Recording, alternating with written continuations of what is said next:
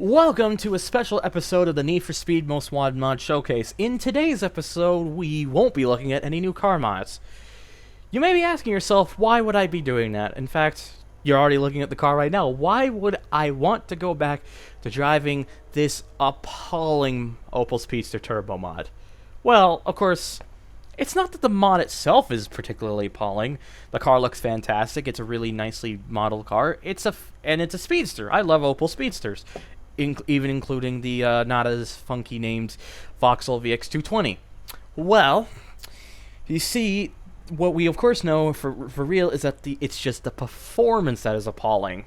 Well, of course, it's still very appreciated that these mods are made in the first place, but the performance of this car made the car not very usable at all. The cars drove like the performance parts were just empty. They didn't do anything. Well, I was given a hold.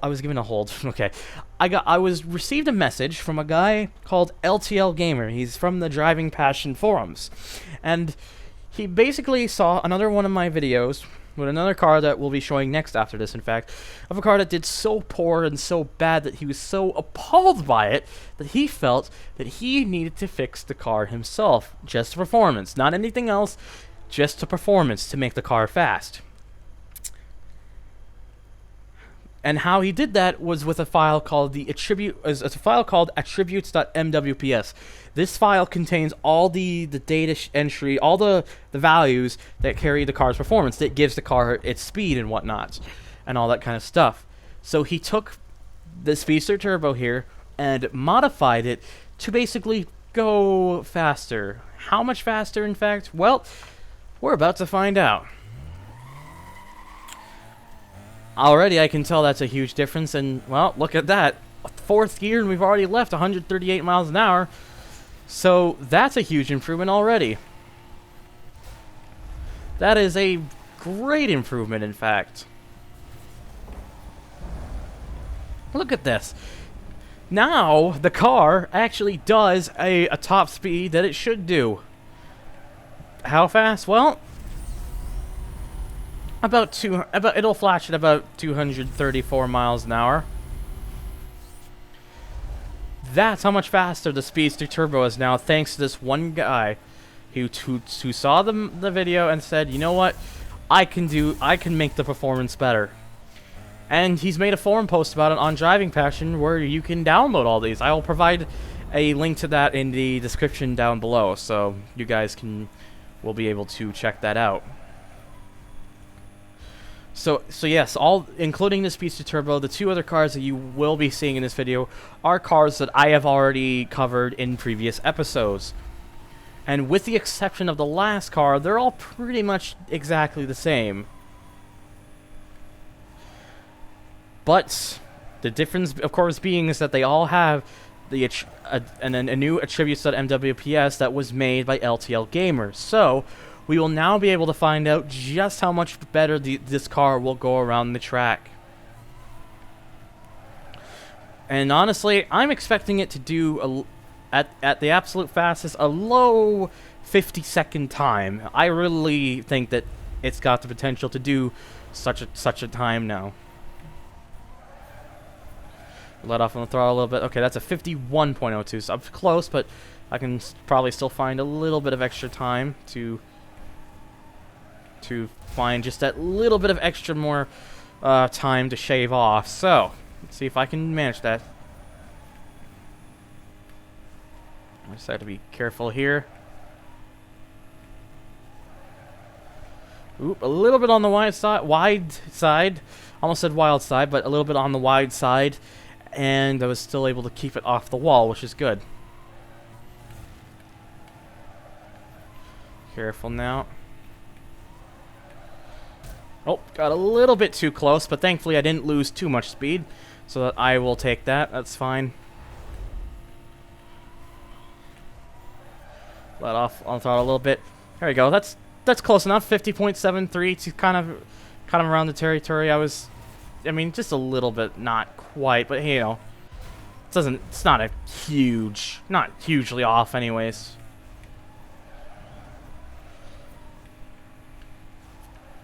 There we go. Oh, careful now. Oh, we still kept it off. And again, keeping it off. This is so much better. It still has that great handling that the original mod had, but now it actually goes around the track like it always should have, with its really good acceleration and top speed. It's so much better. It makes me so much happier for that. Like, look at that. That was insane. I am so much happier for the way this car drives. 50.72. Look at that. That's like around top 30 now. This car jumped up by like roughly about 90 positions. There's a huge difference. But the next car is the car that is the car that LTLGamer was inspired to try to start modifying the attributes files himself. Whoops. It's this, the Lancia Gr.B 037, or the Lancia 037 Gr.B. You remember this car if you've been watching my series from the Lancia special, where I did nothing but Lancias. This car was, without a doubt, the slowest car mod that I've tested, if you exclude the buses, which at least those make sense because they're buses. This did an absolutely appalling, like, what, 120 miles an hour or something? It was bad.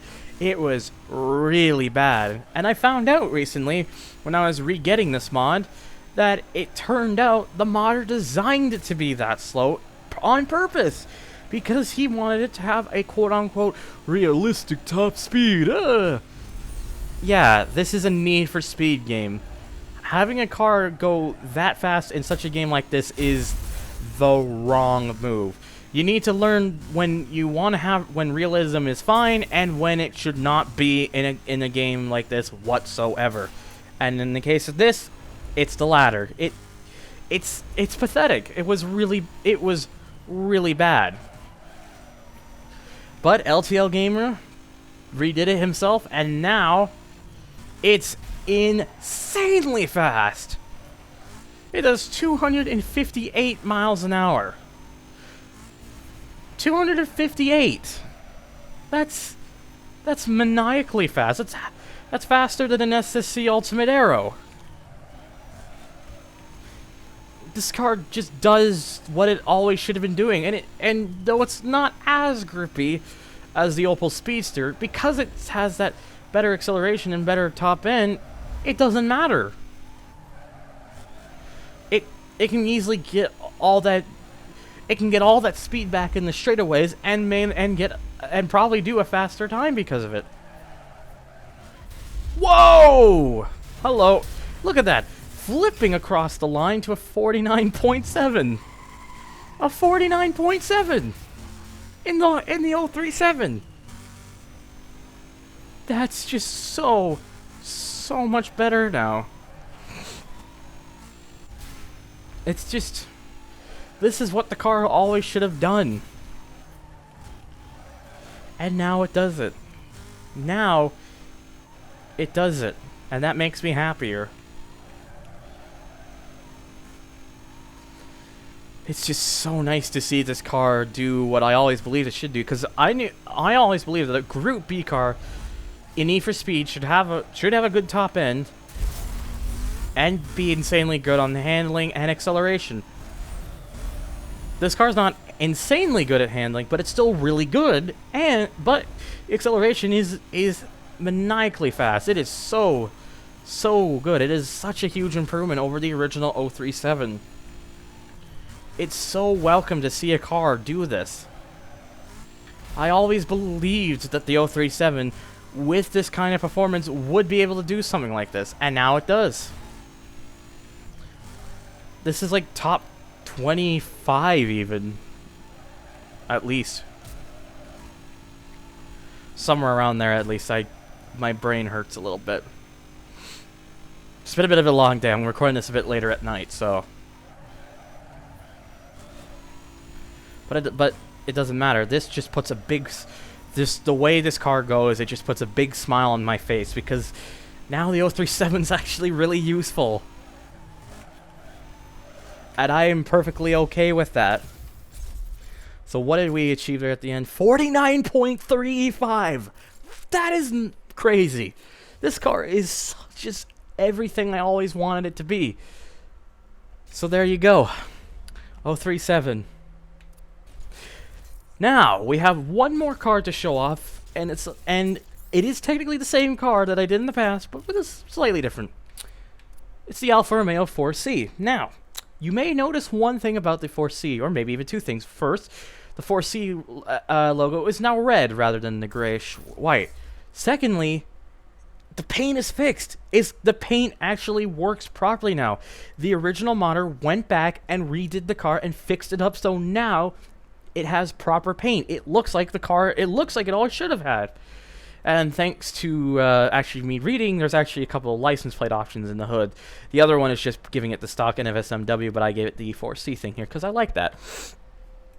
But I tested, to make sure, I tested the car prior to getting the modified attributes for this, and it still did the same 178 mile an hour or top end and slippery handling. But how will the 4C do now?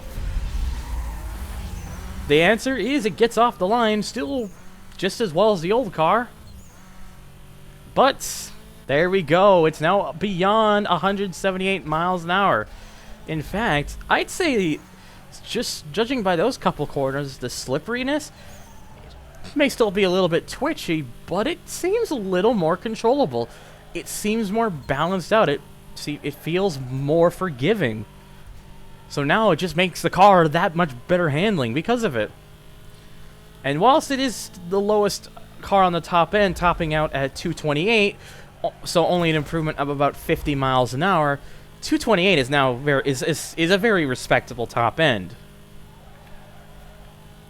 It's the only car that we have that will actually top out because it's got enough acceleration to do so. So with a fast enough time, honestly, the slowest car of the day again might be the Speedster Turbo, but it doesn't really matter. It's still so much better than it ever was, so I can live with that. And who knows, maybe around other tracks it might actually be a little bit better because maybe in a more technical track the Speedster would outshine the others because, you know, this track has a lot of top speed built around it. But yeah, it's nice to see that not only did the modder go back to the original modder go back, the lap's already ruined. Not only did the modder go back to fix the problem with the paint, it's now been modded to actually go faster than 178. Although it took another person to do that, but even still, it's always what this 4C, despite being a little bit of a slippery one still, but thankfully not as much. It makes it just that much more better, and you know, having the nice shiny reflective paint is also very, very welcomed. Because now I can get a red that properly looks like a red for an Alfa Romeo, which it makes me happy. It's just so much nicer that this car does so much better than it ever did. I mean, the 4C technically wasn't even that bad of a car. It's just it's somewhat lower top end of 178 kind of hurt it in the long run, and you know, the fact that it was also pretty slippery to the touch. But now 50.02, and I've already kind of scooted the lap by that, so I'll let that slide. Oh, okay. It's still a little bit crazy on the jumps. I think the thing is, the one issue that still remains with this car is I think the suspension's a little bit too low, so it kind of scrapes with the ground a little bit too much. But hey, at least I can at least live with something like that rather than before. And I mean, the modder, I have to give credits to the original modder for actually fixing the paint now as well.